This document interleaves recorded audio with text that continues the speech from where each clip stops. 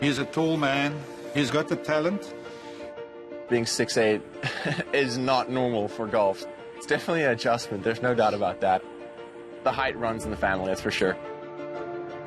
It was just amazing to see this man growing and not stopping.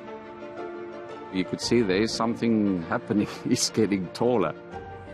I grew just more than a foot in high school. He's got a big personality. He's got the length.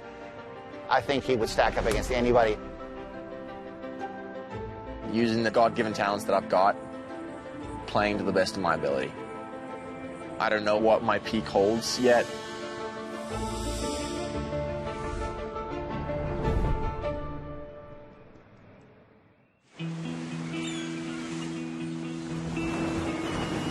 My dad's side of the family is originally from Germany. I moved down to South Africa a long, long time ago.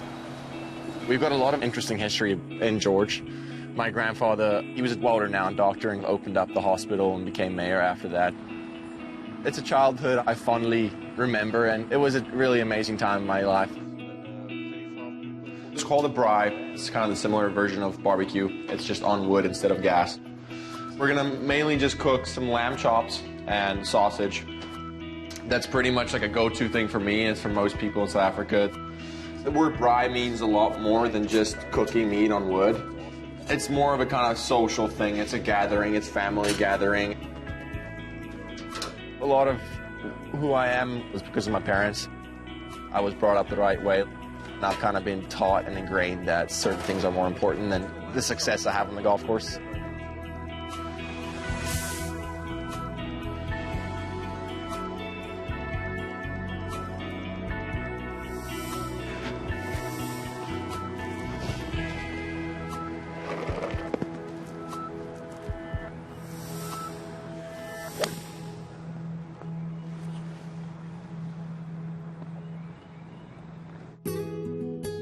When he started walking, he was just after a ball, and he was a very active little boy, and everybody just loved him. But strong-willed for sure, and a go-getter, you could see that.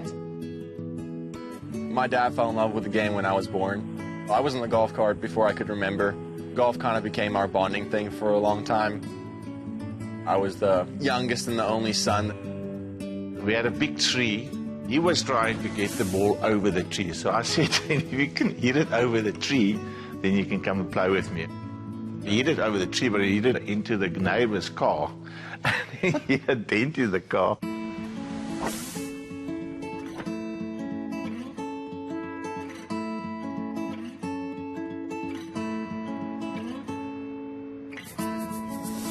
We had a rental in Fancourt, and that was great for Christo in the sense because they had a proper coach and they got great facilities there. It's a massive piece of property. It's a true championship golf course. No blades, not perfectly cut. It's special that we have this kind of thing. A special place for me every single time I play. It doesn't get old.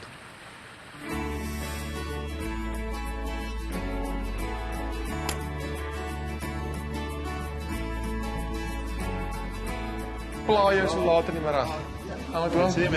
Mag ek klaar nie? It's lekker om hier te wees. I've luckily spent some time on holiday at a beach called Harold's Bay. My uncle has a family beach house there, and it's just around the corner from Ernie's and his dad's. I got to see the other side of Ernie Els. It was really special to kind of be around someone that I looked up to back then. He was my role model. We go from house to house down there.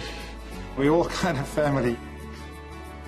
It's unbelievable. I mean, to come from this little town here and to have this kind of talent come out of this area is quite incredible. He has that big-time game, and that's only going to propel him. He's done all the right things. It's now just to pull the trigger whenever that's going to be. It's incredible how an idol or a person of interest can make that big of an influence on a kid. I've got a foundation. Gary Player has a foundation. We've just got a really good systems in place in South Africa, starting from grassroots level of the game. It's got a big part of why I love golf, is this area and how I grew up playing here. Start of high school, I started joining the Louis57 Foundation. The academy was founded here, so we come out here and practice a bunch. The academy was founded way back in 2009 for creating opportunities for youngsters growing up in the area. How about one of you guys go grab your clubs and we'll hit one? Okay. Come on, let's go. That kind of gave me an amazing structure to be better and constantly practice and fine-tune my game. Well, I didn't... Oh, it's better than mine. That's perfect right there. Growing up in South Africa and probably not having all the opportunities that an American kid has, a kid that wants to do better, grow his talent, it was so instrumental and it helped me grow as a person, and I wouldn't be here today if it wasn't for them. It's like a family. They must never stop having fun, because if you have fun on the golf course, then you play better. If you play better, you get more confidence, and eventually you'll become a great golfer, like Christo. There we go. Good stuff. It'll be a big goal for me in my life where if I can change one kid's life by giving him opportunity or just giving him extra time a day, that's really important, giving back and changing other people's lives. Pinnacle Point is the Pebble Beach of South Africa. Kings was kind of my playground. I grew up and I enjoyed playing here. I could just play around, fool around, do my own thing. He's very fond of discipline and routine. Never had to actually tell him to go and practice and do things like that. Somehow my mom dug them out last night. I've got my second set that I started playing with. We're going to hit some shots with that on the range and act like I'm a 4-year-old again. Not bad. That's actually not bad. I'm really impressed. It's the most whippiest thing. I might break it if I swing hard. When I got to high school in 8th grade, I started realizing that golf was always #1 for me if I really want to make it work. I'll put this in the bag. That's actually not bad. It really isn't. Growing that much, I felt like my swing changed every week. I mean, my clubs changed every 6 months, so everything about my golf swing changed constantly. All my irons are 1.5 inches longer, which is physically the longest they can go. If you make clubs any longer than that, it kind of gets to a point where it's almost uncontrollable. My 3-wood's actually stock, and driver's like, I think, 1/4 inch longer. Obviously, golf is a sport of ebbs and flows, and the difference between good and bad was so big at the time. Probably around the age of 16, 17, I started playing really good golf, and I started realizing that college was an option for me. I was lined up for like 4 recruiting visits at the time, and Georgia Tech was not part of it. Nori Stain, he's on a CGF, College Golf Fellowship. He gave me a call and said, hey, you got to come and visit Atlanta and come and visit Georgia Tech. South Africa. I've spent 2 years there on a church mission, so I've got an affinity for the country. Walked in and welcomed him with some Afrikaans, and they just kind of hit it off. I learned that he spent some time in South Africa. That was really special, and I was kind of set in stone after that. I wasn't going to go anywhere else. I really can't think of very many people that I've watched that have that much ability. I've never had a guy here with the servant attitude that he possesses. It's a really selfless attitude, and he's been a tremendous leader and a teammate.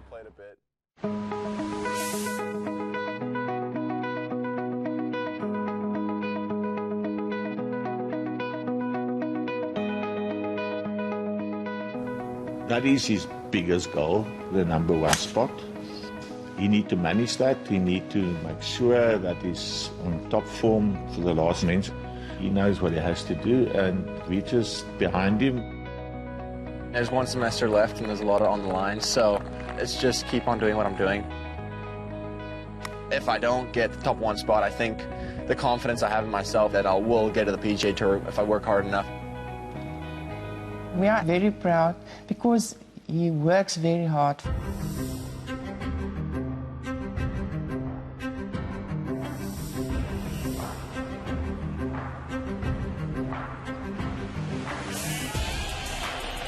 I won 1 college event in my 2.5 years prior to that. So I feel like I was getting close to really breaking through. I had 5 second-place finishes that year. I was playing a lot of good golf, but just kind of not getting it done. But the stars kind of started aligning that week. The rest is history.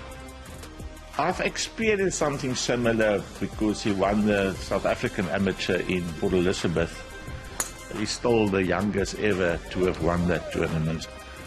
There I saw, you know, he can grind it out.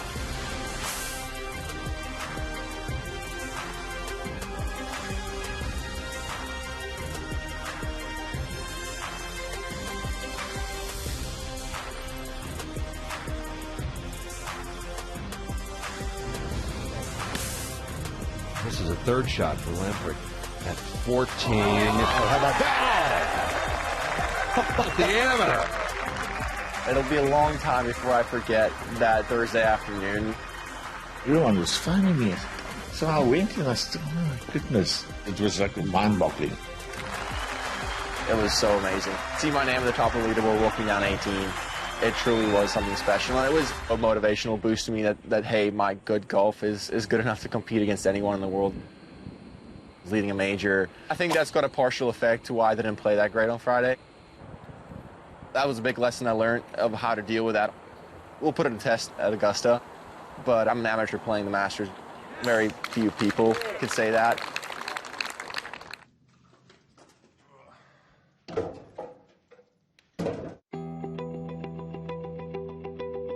I'm doing the lazy method. I'm throwing into it just like this and throwing it in. It's pretty easy.